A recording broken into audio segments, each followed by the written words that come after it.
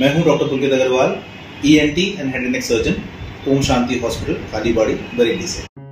आइए जानते हैं तेजाबियत, गैस, सीने में जलन व उससे बनने वाली खट्टी डकारों के बारे में।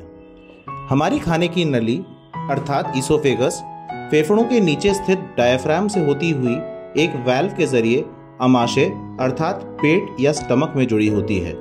ये वाल्व आप अपनी स्क्रीन पे देख पा रहे हैं। ये वाल्व तेजाब व पचे हुए खाने को वापस खाने की नली में आने से रोकता है। तेजाब जैसे कि आप देख पा रहे हैं पेट में इस तरह से भरा हुआ होता है। पेट 4 परतों का होता है।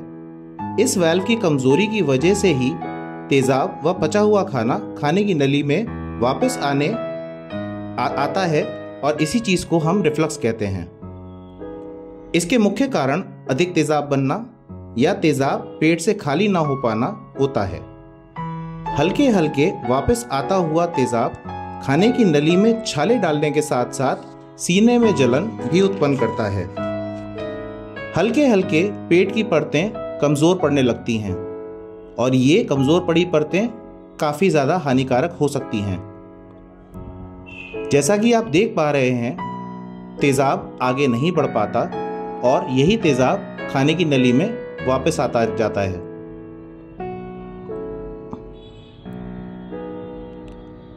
खाने की नली में छाले डालने के साथ साथ ये खाने की नली को बढ़ाता भी है।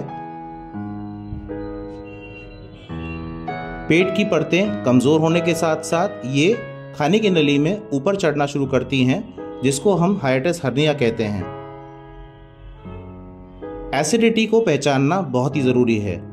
उसके 9 लक्षण आपकी स्क्रीन पे आप देख पा रहे हैं। इन 9 लक्षणों को पहचानिए और अपने डॉक्टर से शीघ्र संपर्क करें।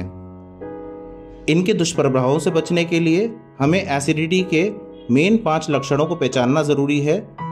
वो 5 लक्षण आप अपनी स्क्रीन पे देख पा रहे हैं। अपने डॉक्टर से मिलने के लिए और अधिक जानकारी के लिए आप संपर्क कर सकते हैं 7500 692 860 पर।